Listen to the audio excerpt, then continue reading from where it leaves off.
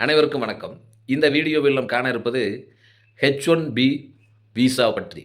ஏன்னா அமெரிக்காவில் நாம் ஒரு ஐடி தொழிலோ, ஏதோ ஒரு தொழிலுக்கு செல்ல வேண்டுமே என்றால், H1B விசா வைத்திருக்க வேண்டும். அப்பொழுதுதான் அந்த நாடு அதை அங்கீகரித்து நாம் பணி செய்ய அனுமதிக்கும். 21ஆம் தேதி செப்டம்பர் மாதம் 2025க்கு முன்னாடி வரலும் பார்த்தீங்கன்னா, ரூ. 1,00,000 கட்டினாலே H1B விசா வாங்கிக் கொள்ளலாம். அமெரிக்காவில் நம்ம நாட்டு பணத்தின் மதிப்பின்படி. 21 செப்டம்பருக்கு அப்புறம் ட்ரம்ப் அரசாங்கம் அந்த நாட்டுடைய அதிபர் ட்ரம்ப் ரூ. 1,00,00,000 அதை உயர்த்தியிருக்கிறார்.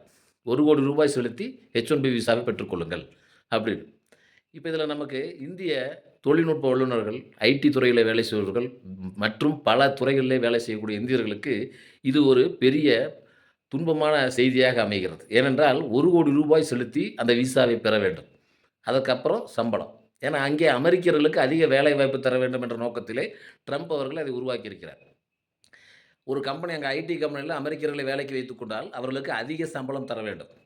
ஆனா, அதே பணியிடத்தில் இந்தியர்களை வேலைக்கு வைத்துக் கொண்டால், அவர்களுக்கு தரக்கூடிய சம்பளத்திலே குறைத்து தந்தாலே போதும், நாம் வாங்கிக் கொள்கிறோம். ஏனென்றால், நம்ம நாட்டு சம்பளத்தோட அது அதிகமா இருக்கிறனால.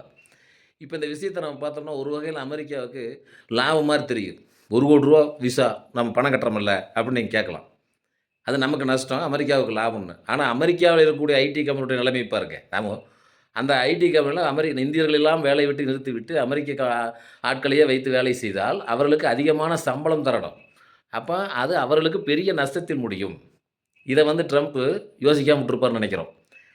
அடுத்து 2வது என்ன சொல்லியிருக்காங்கன்னா, இந்த ரூ. 1,00,00,000 ஒரு முறை செலுத்தினால் போதும். மீண்டும் அடுத்த வருஷம் ரினிவல் செய்ய தேவையில்லை. ரினிவல் செய்கின்ற பொழுது ரூ. 1,00,00,000 செலுத்த தேவையில்லை.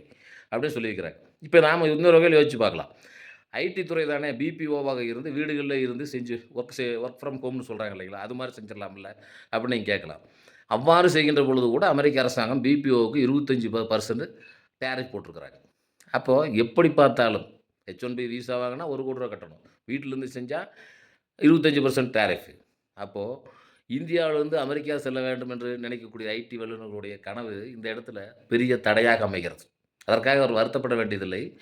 அவர்களுடைய அறிவையும் உலகிலேயே மிகச்சிறந்த கணினி தொழில்நுட்பம், ஐடி தொழில்நுட்ப வல்லுநர்கள் நம்ம இந்தியர்கள் தான். அவர்கள் தான் அமெரிக்காவில பெரும்பாலான இடத்தில் வேலை செய்து கொண்டிருக்கிறார்கள். அவர்கள் தங்களுடைய அறிவையும், தங்களுடைய உழைப்பையும் நம் இந்திய நாட்டிற்காக அர்ப்பணித்து, இந்திய கம்பெனிகளில் இங்கேயே இருந்து பணி செய்தால், இன்னும் ஒரு சில ஆண்டுகளில் இந்தியா அமெரிக்காவையே மிஞ்சிவிடும் வல்லரசாகிவிடும் ஐடி துறையில.